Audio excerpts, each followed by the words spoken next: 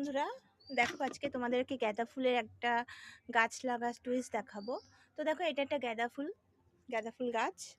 তো দেখো প্রচুর গাঁদা ফুলের ডালপালা হয়েছে। তো আমি এইভাবে কেটে নিয়ে অনেক লাগিয়েছি। তো আমি দেখো এরকম করে কেটে কেটে নিচ্ছি। তো আমি কেটে নিয়ে আমি একটা মাটি রেডি করেছিলাম, এখানে গোবর সার আর এমনি বালি আর নর্মাল মাটি দিয়ে, বালি মাটি দিয়ে। তো আমি সেখানে এই একে একে গাঁদা ফুল গাছগুলো পুঁতে দেবো। তো এইভাবে আমার গাঁদা ফুল গাছগুলো পুঁতে দিলে বেঁচে যাবে। জল দেব, আর কিছুই দেব না।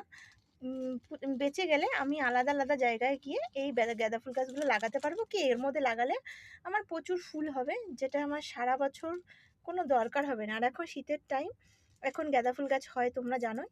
তো আমার বাজার দিয়ে কিনে নিয়ে গাঁদা ফুল কোনো ইউজ করা লাগবে না, পোতা লাগবে না গাছ।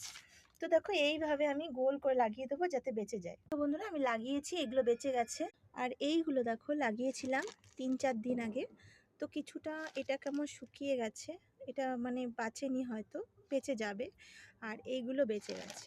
তোমরা এইভাবে গাঁদা ফুল গাছের চারা তৈরি করতে পারো। এই দেখো এখানে তৈরি করেছি, আবার কাটিংগুলো কেটে নিয়েছি। এই দেখো কেটে নিয়েছি, আবার এখান থেকে ছড়াবে, ছড়িয়ে বড় বড় গাছ হবে। দেখো অলরেডি হয়ে গেছে, এই যে মাথার আগাগুলো গাছ হয়ে গেছে। তোমরা এইভাবে গাঁদা গাছ রেডি করে তোমরা বসাতে পারো। যদি ভালো লাগে অবশ্যই লাইক শেয়ার করো, আর আমার চ্যানেলটা সাবস্ক্রাইব করো, এরকম অনেক কিছু